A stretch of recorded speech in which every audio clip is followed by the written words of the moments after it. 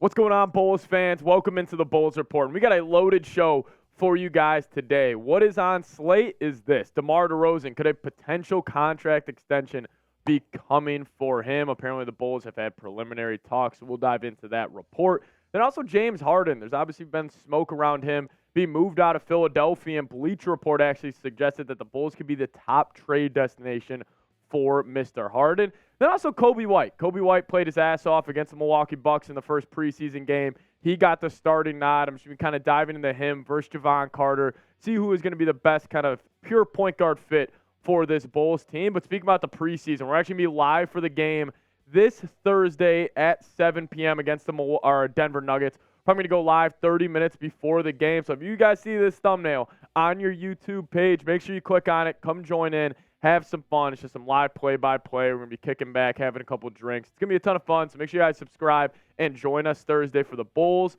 Nuggets, watch party. Excited to get that going with you guys. But could an extension be coming for DeMar DeRozan? The report came out that the Bulls and DeMar have had preliminary talks about an extension. This is actually from a recent report after Bulls Media Day. But this quote from DeMar is from Bulls Media Day that I think sets the scene pretty well because, listen, he likes Chicago, and he said this. He said, "That's a place I want to be and end my career. I want to be able to accomplish everything I've set out to accomplish. That's all I can worry about and control. I have the utmost confidence in myself. I'll let my agent and the organization deal with that side of things, to be honest, man." And we do know DeMar's deal right now is a one-year, $28.6 million deal. He's on an expiring contract. I just kind of like DeMar's whole mindset with the whole thing where it's like, hey, I'm going to focus on basketball. I'm going to focus on what I want to accomplish. I'm going to let the Bulls and my agent figure all out kind of the nits and gritty of this whole kind of thing. And then DeMar just focuses on basketball. Because, listen, I think DeMar's had a great tenure here in Chicago. Obviously, it hasn't equated to a lot of wins, and I think that can get chalked up to just the overall chemistry of the team. But him personally, he's been great. I mean, that 2021 season when the Bulls were the number one seed in the East, he was averaging 28, 5, and 5 on incredible efficiency when Lonzo Ball was in the lineup. So I think DeMar's had a great tenure with the Bulls so far. And I do want to make this point. You can always ship him at the trade deadline. Like, I understand. Like, if we do want to get this deal done and we want to extend DeMar, we could potentially kind of wait till the trade deadline and see if maybe a team coughs up a first for him on this one-year deal and then extend him after the trade deadline passes. So I would wait on extending DeMar, right now. And if you do it, you could do it after the trade deadline because you never know. Maybe a team could get desperate, toss you a first-round pick if they think DeMar could potentially get them over the hump. I think the trade deadline, obviously a lot of questions are going to be answered about this team. But I want to ask you guys, would you extend DeMar DeRozan? Give me a Y for yes or give me an N for no down in the comment section. I'm going to make this pinned comment on today's video. So scroll down, answer today's pinned comment of would you extend DeMar DeRozan? Y for yes, N for no. Overall, I would not. And listen, I love DeMar DeRozan. As a player, he is one of my favorite players that I've seen growing up watching. Like he was one of the stars of the league when I fell in love with the game of basketball. And I love what he brings to a locker room, like that veteran leadership, that mentor for these younger cats that the Bulls would to bring in.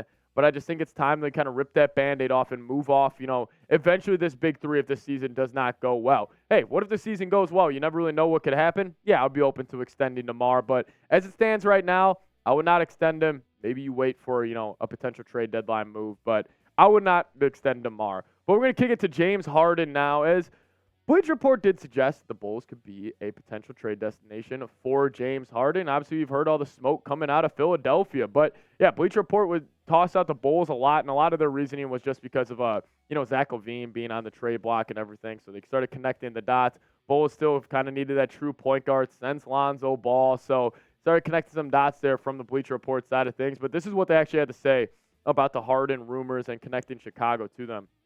They said one would be hard-pressed to find another team willing to part with players the caliber of LaVine and DeRozan, especially for a guy in Harden that is rapidly aging and did not deliver anything near what Philadelphia needed out of him in the postseason series against Boston. Would the team potentially sacrifice the future with Maxey to deal him in a package with Harden for two players like LaVine and DeRozan who could come in and potentially help Joel Embiid get over the hump and compete for the Larry O'Brien trophy? And my first thoughts when I was reading this article by Bleacher Report, if you can get Maxey, I say you just frickin' do it. Like, Tyrese Maxey is an incredible player. I've loved what he's done throughout his first 3 years in the NBA so far.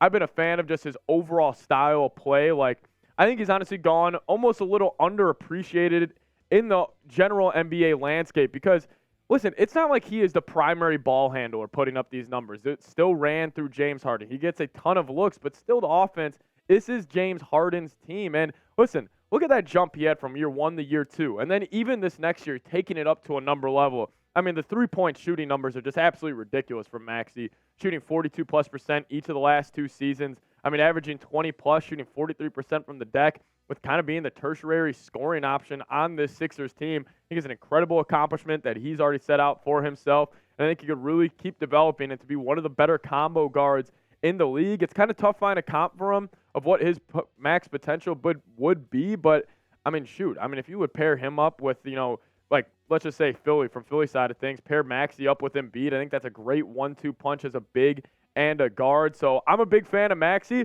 but I will ask you guys, would you trade LaVine and DeRozan for Maxey and some picks? Let me know your thoughts down in the comment section. Obviously, Harden would be included in that as well, but there's just a little bit of a sweetener, adding Maxey and some picks. Give me a T for trade or give me a P for pass. Next up, we're going to be talking about, is Coby White finally the true point guard for this Chicago Bulls team? I think some plays from the Bucks game kind of indicated that. But first, I want to give a huge shout-out to Prize Picks, the sponsor of today's video. I'm super excited to tell you about our new sponsor here at the Bulls Report, Prize Picks. So the Prize Picks is the largest independently owned daily fantasy sports platform in North America and is the easiest and most exciting way to play DFS. It's just you against the numbers. Go to prizepicks.com/CLNS and use code CLNS for a deposit match up to $100.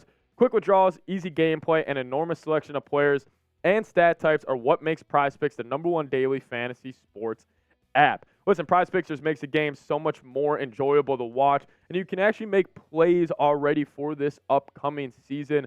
I'm already going more on Zach LaVine points per game, where they set that at 25.1. I'm going to go less on DeMar DeRozan, 23.8. I just think he's going to take his shot attempts down a little bit per game. And obviously, I'm going to go more on Vooch having 10.9 rebounds per game. We know the big fella loves to grab the board. So if you guys want to get involved with the fun, head over to prizepicks.com/CLNS and use code CLNS for a first deposit match up to $100.